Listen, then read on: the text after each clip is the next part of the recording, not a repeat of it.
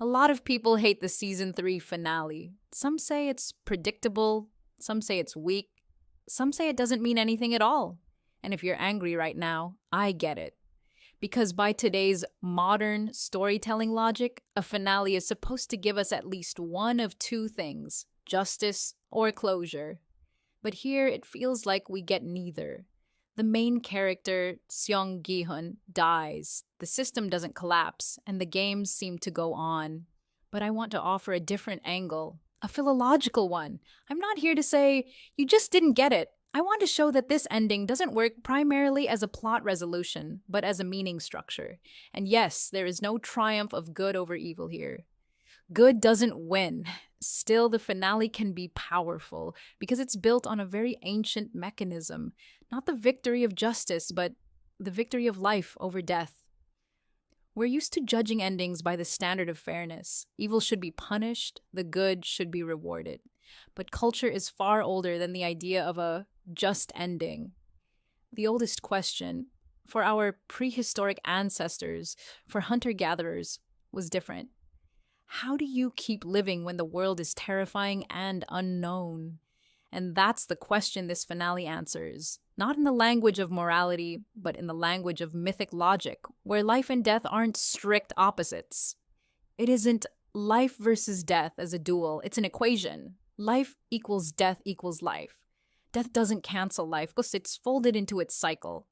Now, the part that irritates many viewers the most, the baby. In modern TV, a baby often feels like emotional manipulation. They're obviously not going to kill it.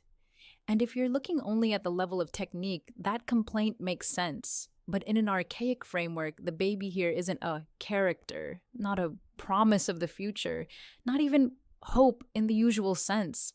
In the final round, the winner isn't the strongest or the smartest, but an infant. Player 222, Junhee's child. And that matters. The child functions as life in its purest sign form, life without justification. The ultimate Easter object, the thing for which a sacrifice as transition becomes possible. And then comes the hardest moment of the finale. Gi-hun goes against instinct. He's pushed into a situation where instinct screams, survive, and survival is only possible through killing, through fully accepting the game's logic. This is where people usually break, and it's exactly what the game wants. But Gi-hun does something almost impossible. He separates biological survival from the meaning of life. He chooses not life at any cost, but life as a principle. And that's why his death reads differently. He doesn't lose. He makes sure death stops being the final point. He turns death into a passage, after which life remains the center. And that's the ancient Easter motif, the resurrection pattern, recognizable across cultures, from Osiris to the Orphic Dionysus, Zagreus. Death and dismemberment are not the end of the story, but the moment that makes return possible. That's why the hero's sacrifice here isn't just plot convenience. In the language of ancient stories, it isn't simply a good person doing the right thing. It's a metaphor carrying the resurrection motif. I think you can see this most clearly in the VIP's silent reaction. They don't even need lines. They're stunned.